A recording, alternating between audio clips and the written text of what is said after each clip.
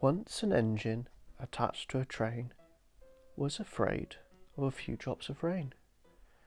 It went into a tunnel and squeaked through its funnel and never came out again. The engine's name was Henry. His driver and fireman argued with him, but he would not move. "The rain will spoil my lovely green paint and red stripes," he said.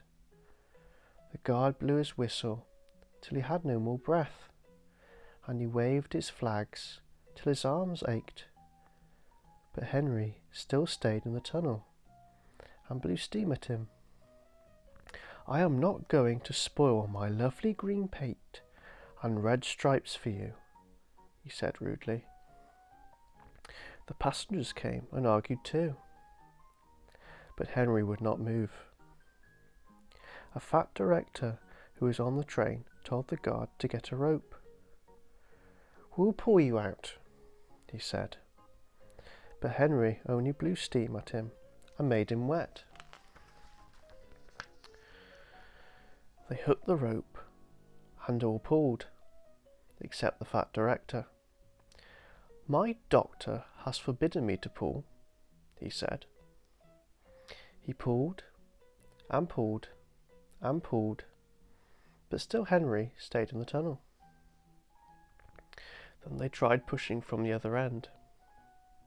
The fat director said, "1, 2, 3, push!" but did not help. "My doctor has forbidden me to push," he said. They pushed and pushed and pushed, but still Henry stayed in the tunnel. At last, another train came. The guard waved his red flag and stopped it.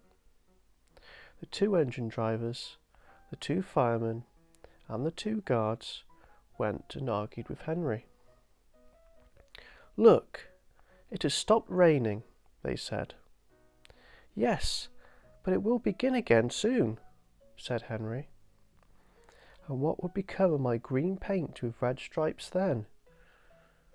So they brought the other engine up, and it pushed and puffed and puffed and pushed as hard as ever it could.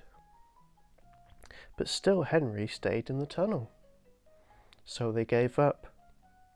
They told Henry, "We shall leave you there for always and always and always." They took up the old rails, built a wall in front of him, and cut a new tunnel. Now Henry can't get out, and he watches the trains rushing through the new tunnel.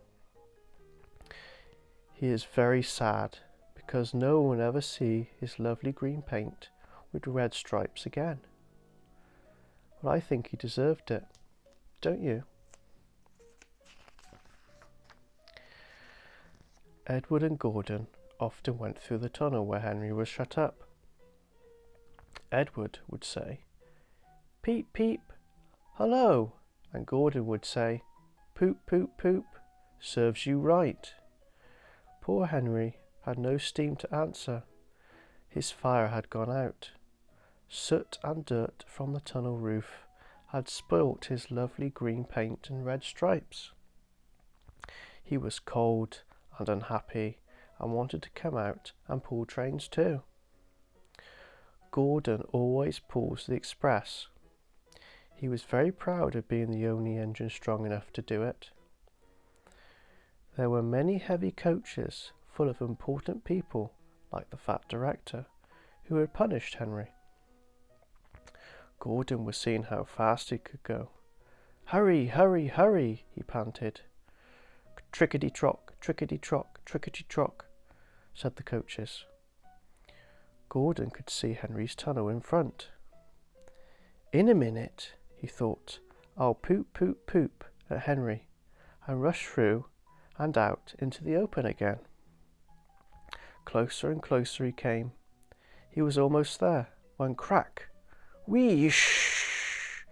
He was in a cloud of steam and going slower and slower. His driver stopped the train. "What has happened to me?" asked Gordon. "I feel so weak."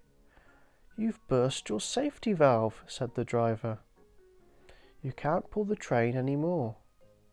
"Oh dear," said Gordon. "We were going so nicely too. Look at Henry laughing at me." Gordon made a face at Henry and blew smoke at him. Everybody got out and came to see Gordon.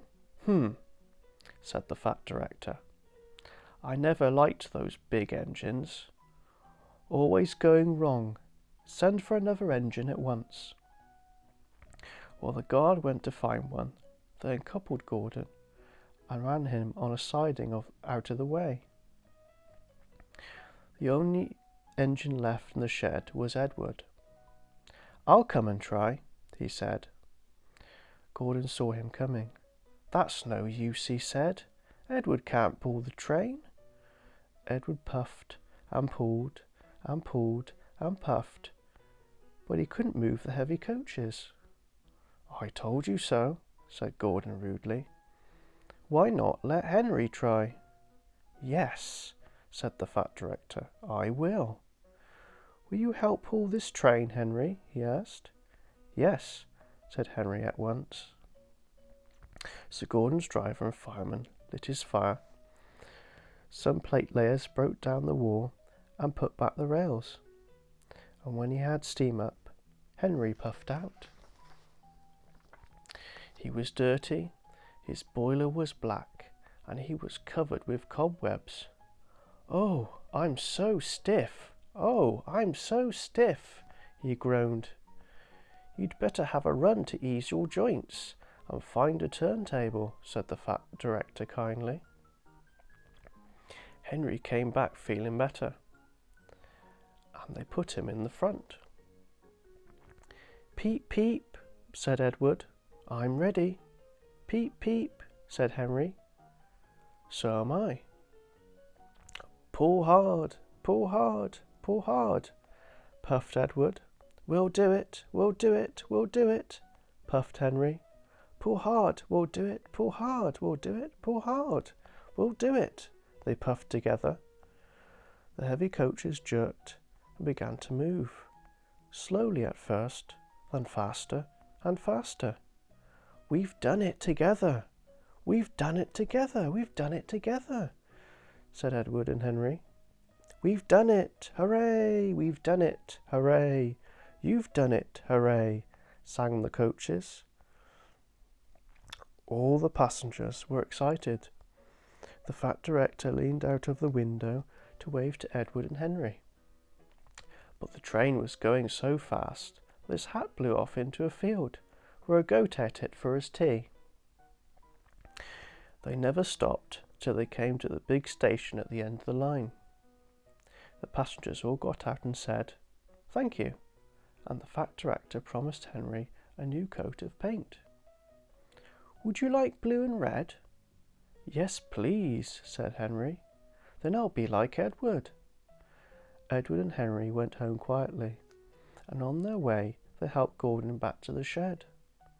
All three engines are now great friends.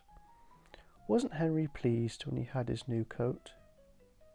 He is very proud of it, as all good engines are, but he doesn't mind the rain now, because he knows that the best way to keep his paint nice is to not run into tunnels, but to ask his driver to rub him down when the day's work is over. The end.